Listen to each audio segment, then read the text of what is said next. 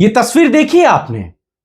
जौनपुर की ये तस्वीर सिर्फ एक हादसे को नहीं बल्कि सत्ता के चेहरे पर चढ़ी उस राजशाही मानसिकता को दिखाती है जो चुनाव के वक्त जनता को तो अपना मालिक कहती है, लेकिन कुर्सी मिलते ही उसी जनता को अपने पैरों में झुका हुआ देखना चाहती है।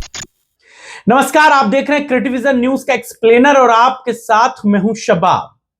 एक मां जिसने अपना जवान बेटा खो दिया, जिसका घर उजड़ गया, वो रो रो कर इंसाफ मांग रही है, लेकिन सामने बैठे मंत्री जी के चेहरे पर ना तो बेचैनी है, ना ही किसी तरह की कोई संवेदना और ना ही कोई मानवीय प्रतिक्रिया। कैबिनेट मंत्री ओम प्रकाश राजभर कुर्सी पर ऐसे बैठे दिखे जैसे मानो कोई फरियादी उनके दरबार में आया हो, और यही तस्वीर अब लोगों को राजा महाराजाओं के उस दौर की याद दिलाती है जब गरीब इंसाफ के लिए राजा के पैरों में गिर जाता था और राजा ऊपर बैठकर तमाशा देखता था। लोकतंत्र में मंत्री जनता का सेवक कहलाता है, लेकिन यहां अपने पियर का चाचा बिल्कुल दूसरी तस्वीर पेश करते हैं। ये वही ओम प्रकाश राजभर हैं जो आए दिन अखिलेश यादव के नाम पर चर्चाओं को गर्म करते रहते हैं। कभी उन्हें मंत्री बनाने का ऑफर देते हैं तो कभी कोई और टिप्पणी करते हैं, लेकिन शायद ओम प्रकाश राजभर ये भूल गए कि जनता जब जमीन पर बैठी थी और सेवक जब सत्ता की कुर्सी पर बैठा हुआ था तो लोग इसी बात से सबसे ज्यादा गुस्से में थे।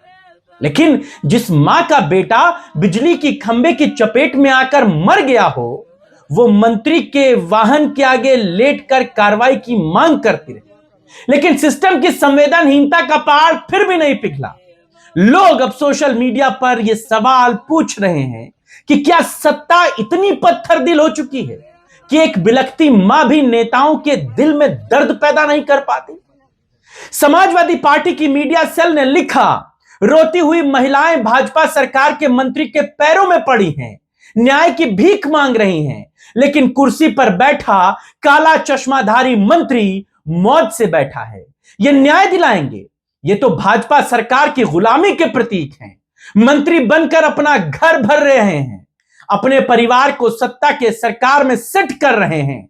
इन्हें दीन दुखियारों से क्या लेना देना? इन्हें भाजपा सरकार में दलितों पिछड़ों पर होते अत्याचार से क्या लेना देना? इस तरह के बहुत सारे लोगों की टिप्पणियां सोशल मीडिया पर ट्रेंडिंग हैं। सवाल सिर्फ ओम प्रकाश राजभर के बैठने का नहीं है, सवाल उस मानसिकता का है जो नेताओं को लगता है कि जनता रोती रहे, गिड़गिड़ाती रहे, लेकिन कुर्सी की शान, उसकी ठसक कहीं से कम ना हो। और विडंबना देखिए, जिस सरकार के मंत्री गरीबों के हितैषी होने का दावा करते हैं, उसी सरकार के मंत्री के सामने गरीब महिलाएं जमीन पर बैठकर न्याय की भीख मांग रही थी। अरे हमारा लाल का उड़ी गई नहीं बाबाई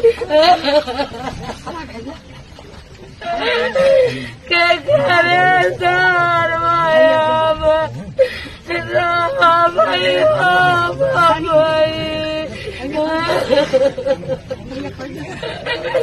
अरे हमारे बाबाई लाल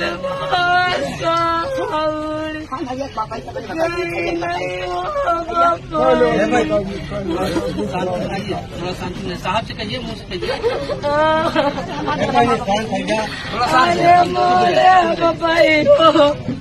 तो जवाब किया मांगत बाजी बापाई लाला मारा ये कहो रहा नहीं हो बापाई अब के करे तो समाज रहा नहीं हो बापाई दारू बोझा के बाबा राली बापाई इस पूरे मामले ने एक और सवाल भी खड़ा कर दिया है कि क्या अगर सिर्फ मंत्री कैमरे के सामने सांत्वना देने आए थे तो फिर उसी इलाके के मारे गए एक दूसरे युवक आजाद बिंद के गांव तक ओम प्रकाश राजभर क्यों नहीं गए?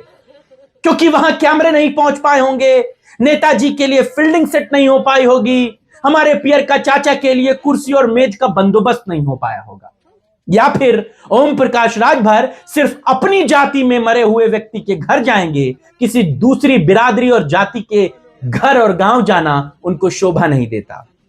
दूसरी जगह तो बिंद समाज का व्यक्ति मरा था ना, जिसको जाना होता वो जाता, ओम प्रकाश राजभर का इससे कोई मतलब नहीं।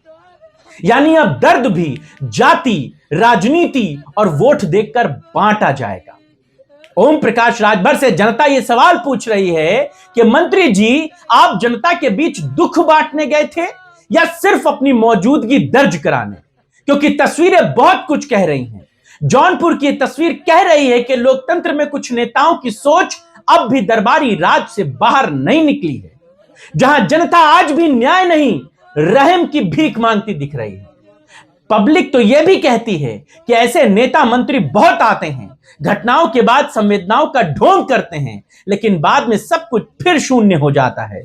तस्वीरों में मदद की बातें कही जाती हैं, लेकिन वो मदद मिल जाए तो इन नेताओं का एहसान मानिएगा। ओम प्रकाश राजभर के इस रवैये, उनके इस तौर तरीके पर आप क्या सोचते हैं? बताइएगा। आपके राय और विचारों का इंतजार रहेगा। फिलहाल अभी के लिए बस इतना ही। इजाजत दीजिए। नमस्कार।